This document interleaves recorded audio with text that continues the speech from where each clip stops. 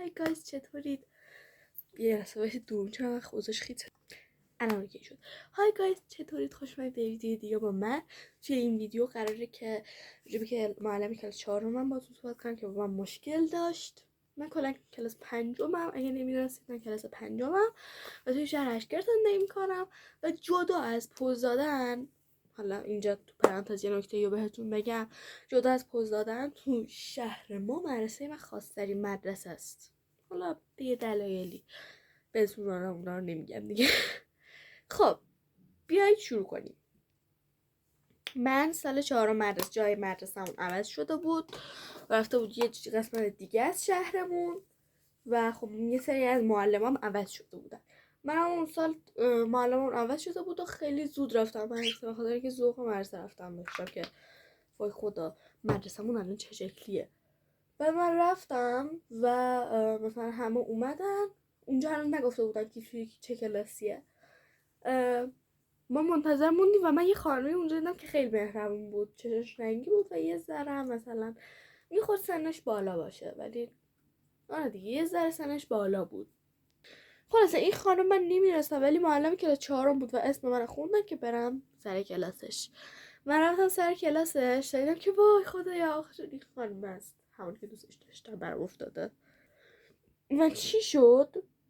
یه اتفاق خیلی بدی افتاد. این خانم از روز اول از من خوشش نیامد. چرا نمیدونم، من زشتم، من چم بود، اخلاقم هم که خیلی خوب خدا وکیلی من واقعا اخلاق بدی ندارم. نمیدونم چرا این خانم از من خوشش نمیومد، بی دلیل خوشش نمیومد. حالا از کیا خوشش میومد؟ از اون بچه‌هایی که خیلی پولدار و از خود راضی ام. و خب این بچه‌ها تو مدرسه ما خیلی زیادن. گفتم که چون مدرسه ما یه مدرسه خاصه به خاطر همین بچه‌ها هم توش خیلی زیادن. خلاص ما رفتیم سر کلاس، من رفتم میز سوم نشستم چون از اول مدرسه معلم جور تعیین نمی‌کنن، خود بچه‌ها میرن میشینن یه جایی. من رفتم میز سوم نشستم. این خانم اومد چیکار کرد؟ اومد جای منو عوض کرد، جای منو فقط جای منو عوض کرد و ته نشوند. خب بودم بهش برمیخورد دیگه، چرا فقط جای منو عوض میکنی؟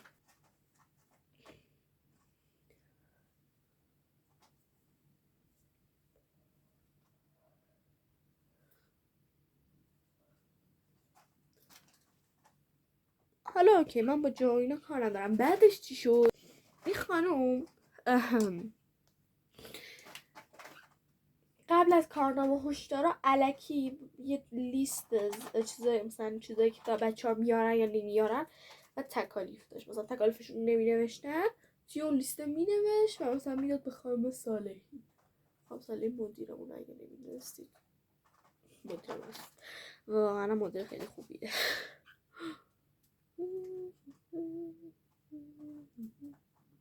آره بعدش چی شد؟ میبردیم داد به مدیر ما و اوکی دیگه میبردیم داد به مدیر ما. میومد چی کار میکرد؟ الکی توی لیست تکالیف فکر کنم مثلا من غایب بودم مینوشت فلان چیزو نیورده بود که من اون روز غایب بودم مثلا نبودم و واقعا باور نمیشد. خلاصه اونم هی به من نشون میداد جلو بچه‌ها منو تحقیرم میکرد و منم خوب ناراحت میشدم دیگه، چون آبروم داشت میرفت. من توی اون 4 سال همیشه درسم خیلی خوب بوده و شاگرد اول کلاس بودم، چرا یه دفعه بعدم سانی شکلی میشد. خلاصه بعدش مثلا هی جلو بچه‌ها تحقیرم میکرد، هی به من نشون میداد که ببین من خجالت کشم مثلا اینو ببرم بدم به مدیر که مثلا یه دفعه اخراج نشی تو. خلاصه منم واقعا نمیدونستم دیگه باید چی بگم، هیچی نمیگفتم. مامانم اومد درس منو چک کنم و چی به مامانم گفته بود؟ من معلممو هر سال بغل میکنم چون واقعا دوستشون دارم. چی به مامانم گفته بود آقا؟ اونو ولش کن. اول که کلی دروغ گفته بود. توی اون لیست میدونی مثلا چی نوشته بود؟ توی این لیست نوشته بودش که مثلا فلان چیزو نیاورده، خونه مام بزرگش جا گذاشته، مامانش نرفته بیاره. دقیقاً همین رو نوشته بود تو اون لیست. چرا؟ واقعا چرا باید دلیلشو بنویسی؟ بعد دلیلش هم الکی بود. خلاصه اینا اصلا ولش کن، ما با این کار نداریم.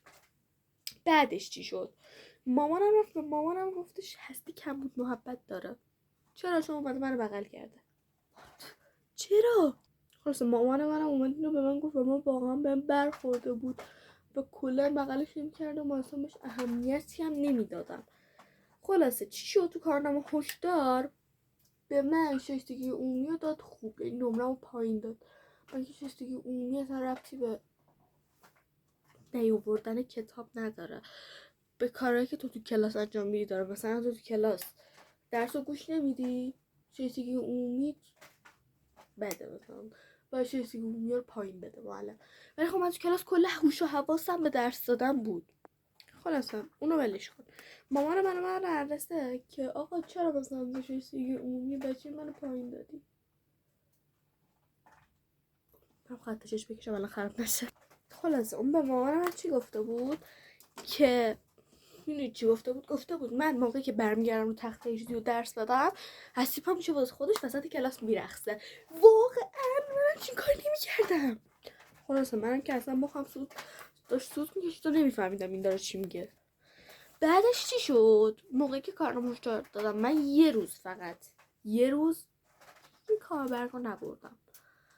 یه دونه کاربرگاه، بقیه‌شون رو برده بودم، یه دونه کاربرگاه رو نبرده بودم.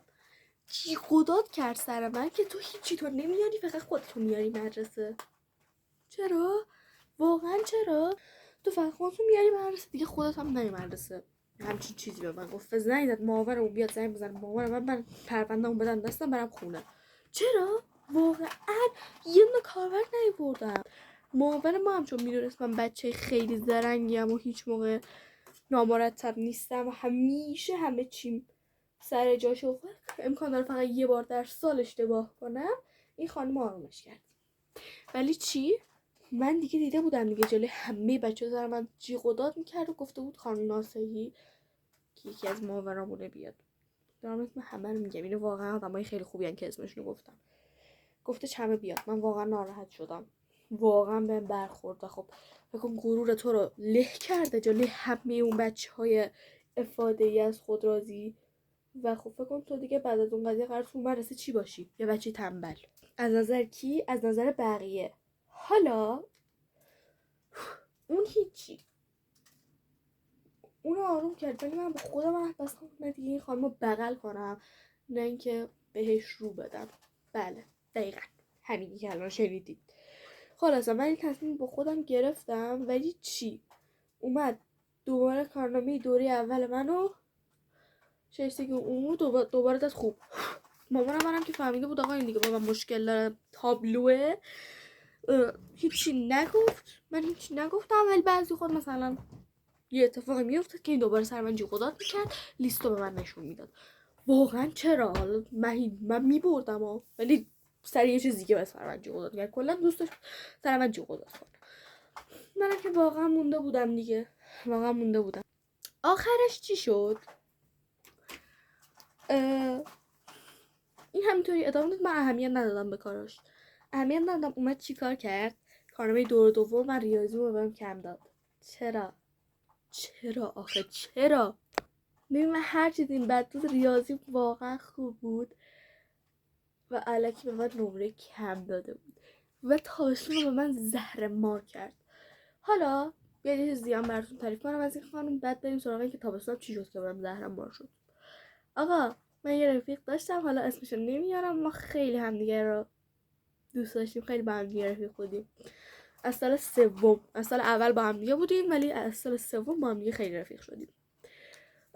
ما از برای خانم اصرار می‌کردیم که آقا میشه ما پیش هم دیگه بشینیم و اونم این شکلی بودش که نه شما خیلی حرف میزنید. فکر کنید میز جلویی ما حرف میزد، چون میز جلویی یا از اون دختر خیلی پولدار افاده بودن مینداخت تقصیر ما. چرا؟ واقعا چرا؟ با اون بچه هم مشکل داشت و اصلا مامانش میومد دیگه فلان چیزو نمیاره. نمیگفت فلان چیزو نمیاره، میگفت اینا خیلی حرف میزنن من نمیخوام پیش هم دیگه بشینم. و مامان اونم چون میدونست من خیلی دختر خوبیم میگفت فاطمه بعد پیش تو بشین.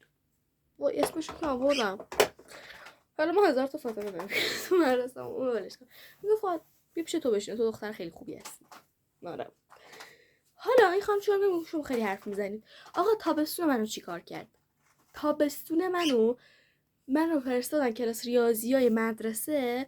کلا تابستونم زهر مار شد، نتونستیم مسافرت بریم، نتونستم کاری کنم چون میرفتم مدرسه همه چی رو میدیدن دیگه نمیتونستم چیکار کنم، نمیتونستم مامان رو کنم. مثلا ناخنم هیچ کار نمیتونستم بکنم من و فقط مثلا من باید همیشه با مانتو و شال و اینجور چیزا میرفتم مدرسه و واقعا اذیت میشدم. سگ گرم و با مانتو و شال میرفتیم مدرسه و من واقعا ناراحت شدم. حالا اونو ولش کن. امسال چیکار کرد؟ امسال من واقعا رفتم کلاس خانم که خیلی دوستش دارم و معلم کلاس ریاضی تابستونم هم بود که واسه کلاس 5 گذاشته بود. خلاصه اومده بود به این معلم گفته بود که این دوتا دوست رو پیش هم دیگه نذار، با هم دیگه حرف میزنن. من هر چقدر از خانم امسالمون اصرار میکنیم میگه نه شما حرف میزنید. آره ولی بچه‌ها من امسال تا کارنامه دور اول، دور دوم که هنوز ندادم، تا کارنامه دور اول همه رو خیلی خوب شدن و مطمئنم که مشکل از اون خانم بود. اون با من مشکل داشت. از الانم دیگه از اون موقعم دیگه از بغلش رد میشم یا این اصلا اهمیت نمیدم که وای خانم مثلا فلانی به شما رو خیلی دوست دارم. همه بچهای سال پیش اون شکلی ان ولی من اصلا این شکلی نیستم. من فقط رد میشم میرم سر کلاسم چون واقعا معلم مثلا خیلی دوست دارم. خب اینم از یکی از اتفاقات بعد دبستان من. با اینکه تو کلاس 5 رفتم ولی کلاس 4 من بدترین خاطرمه. تا ویدیو دیگه بای.